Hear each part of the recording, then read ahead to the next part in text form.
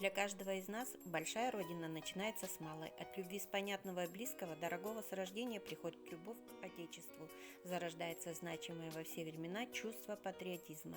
Она становится глубже, когда мы узнаем больше об истории малой родины. Каргалинский район – лишь малая частица нашей большой страны. 4999 квадратных километров. В его судьбе отразилась его история от кочевого образа жизни до наших дней. Район расположен на севере Актюбинской области, граничащей с Оренбургской областью России. Часть северной границы проходит по реке Урал, граничит также с Марктукским и Храмтовским районами. Для Каргалинского района характерна безлесая степь с оврагами и горные участки северной части системы Мукджары.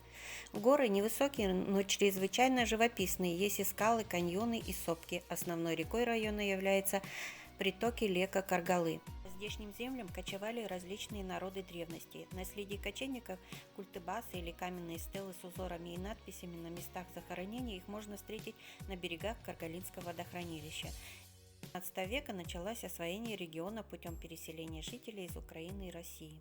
История района начинается с 1921 года, тогда он был Мажаровский район, позднее он входил в состав Родниковского и Степного районов. В 1967 году был образован Ленинский район, и с 1997 года район носит нынешнее название Каргалинский. Наш край богат полезными ископаемыми – бурого угля, никеля, кабальтовой руды, тугоплавки, глин, мрамора, железа и других. С начала Великой Отечественной войны 1941-1945 году на Кипирсайском руднике производится разработка никелевых месторождений для изготовления боевой техники и боеприпасов. Расцвет кипирсайского рудоуправления приходится на 70-е и 80-е годы. Вся история Каргалинского района и его предыстория связана с земледелием и животноводством. Многих привлекали просторы земли с сочными травами, свидетельствующие об их плодородии. Районный центр – село Батамша. Каргалинский район состоит из 8 сельских округов – Олимбетовский, Ащелисайский, Велиховский, Желтауский, Кимперсайский, Косыстевский, Степной и Батамшинский сельский округ. Менялись границы и названия района, но от этого ничего не менялось. Земля была и есть богатство нашего района.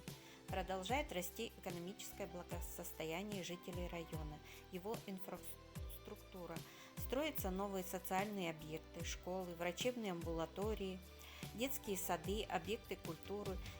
Села района газифицируются, проводится водопровод новый, развитие придорожного сервиса, продолжается